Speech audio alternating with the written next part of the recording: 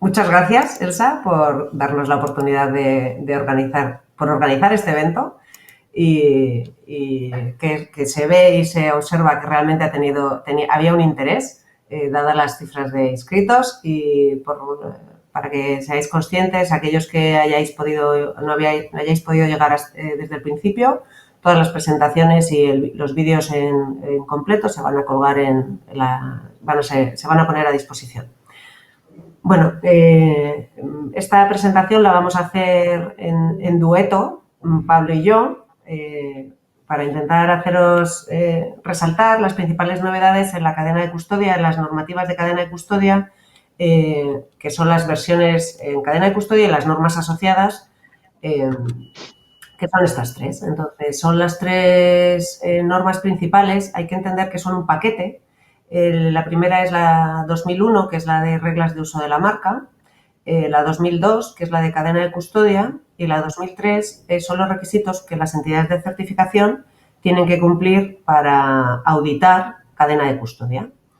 Esto es un paquete. Entonces, cuando las empresas cambien a la cadena de custodia de la versión 2020, tienen que usar en paralelo la norma de marca de 2020 y la entidad de certificación tiene que tener en cuenta los criterios de auditoría de la norma de certificadoras también de la versión 2020.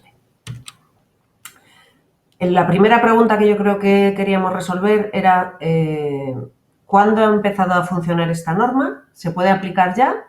¿Cuándo hay que hacer el cambio? Y demás preguntas. Bueno, pues la fecha de publicación de esta norma fue el 14 de febrero de este año.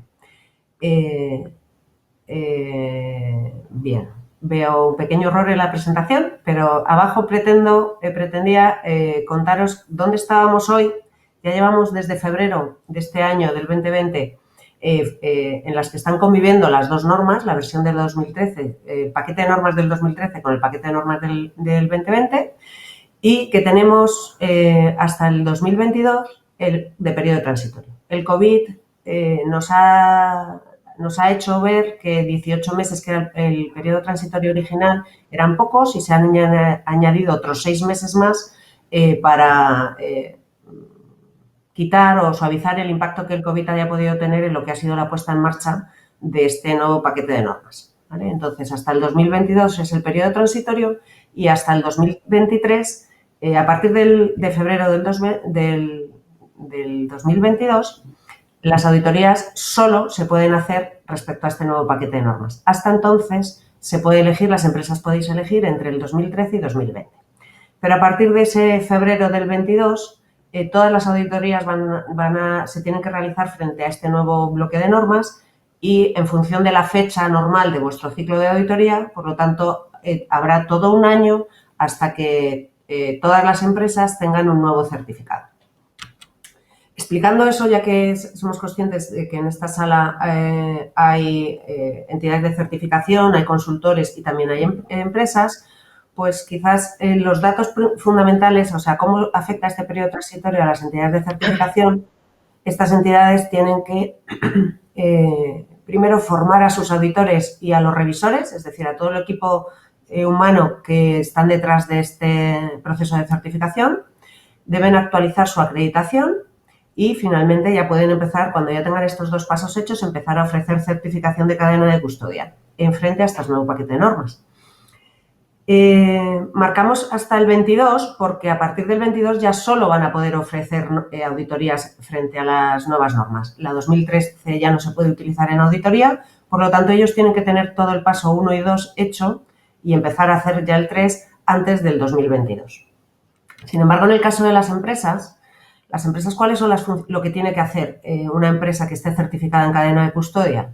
Pues lo primero es actualizar sus procedimientos.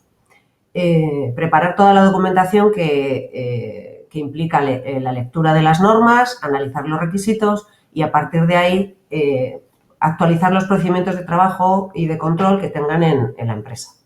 A partir de ese momento, cuando ya lo tenga preparado pero no implantado, es decir, no aplicándolo, deberá superar una auditoría. Y esa auditoría, tras esa auditoría, recibirá un certificado que ya cite las normas del 2020. A partir de que ya está certificado, ya se aplica en la práctica la versión del 2020 en la cadena de custodia y nosotros, en el momento que la entidad de certificación comunique a PFC que ya se ha superado la auditoría frente a este nuevo paquete de normas, se firmará una adenda al contrato de licencia de marca, porque ya vais a ver luego en el resto de la presentación que se han producido cambios significativos. Y uno de los elementos claves es que se os dará acceso al nuevo generador de etiquetas, que también vamos a ver un poquito más adelante. Ya metiéndonos en faena, ¿cuáles son los cambios principales de esta norma? Bueno, pues hoy vamos a ver unos pocos. Era imposible en una sesión cortita detallar absolutamente todos los cambios, pero que seáis conscientes que hay un documento publicado en nuestra web que se llama documento informativo, en el que resalta es una introducción a los principales cambios. Entonces, ahí tenéis detallados absolutamente todos. Entonces, con la lectura de la norma junto con los documentos informativos, creemos que con eso vais a poder tener una visión bastante detallada de cuáles han sido los cambios. Pero yo voy a entrar ahora en los cambios más importantes. Como cambio principal, como uno de los cambios que resalta, es el cambio en la estructura del índice. Es decir, hemos reorganizado la norma para que tenga una estructura quizás más lógica, más un orden de cómo tenéis que trabajar vosotros. Por tanto, el capítulo del sistema de gestión, de cómo se gestiona toda la cadena de custodia, se ha pasado a ser el capítulo 4. Es decir, pasa prácticamente al principio de la norma, justo después de las definiciones.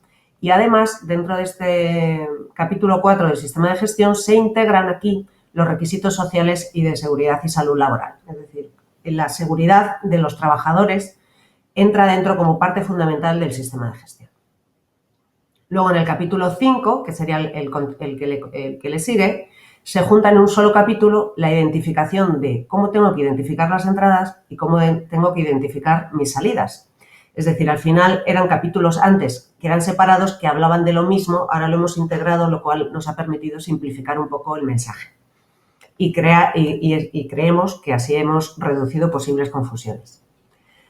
Luego tenemos el capítulo 6, que es el de los métodos, que luego veremos cuáles son los cambios principales en ese, pero luego en el capítulo 7 sí que se produce un cambio importante, que es el capítulo del sistema de diligencia de vida. El capítulo 7 es un núcleo de donde se describen los elementos fundamentales del sistema de diligencia de vida, que se afecta a todas aquellas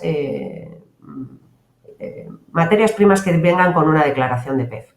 Y en el caso de que lo que esté comprando no venga con una declaración de PEF, ya el detalle exactamente de paso a paso, es decir, todo lo que debería hacer pasar el sistema de diligencia de vida, que debe pasar todo aquel material que no hayamos comprado con una declaración de PEF, está detallado en el apéndice 1, que es normativo.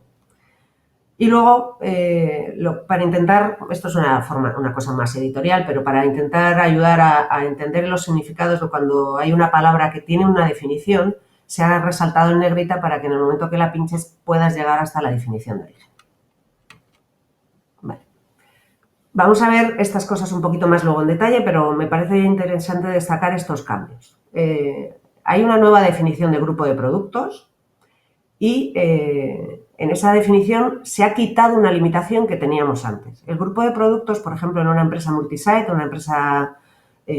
la misma empresa que tiene distintas instalaciones, antes ese grupo de productos solo podía estar asociada a una fábrica.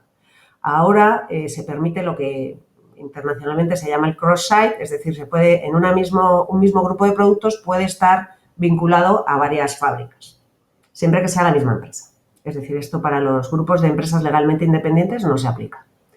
Respecto a las fuentes conflictivas, se amplía significativamente la definición, más allá de lo que eran puramente aspectos legales, y por tanto también se modifica la lista de indicadores de riesgo.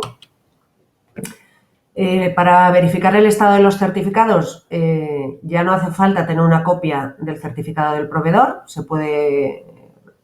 va a poder revisar este dato a través de la web de PEF Internacional, que está justo ahora actualizando esta información, por lo tanto, muy en breve vais a tener ahí el alcance de los certificados y toda la información que se necesita. Y los créditos, en el caso de las cuentas de crédito, se amplía la vigencia de esos créditos de 12 a 24 meses. y dejando la puerta abierta para que en casos especialmente justificados se pudiera ampliar más. Pero ya de partida, para todos los casos, se amplía de 12 a 24.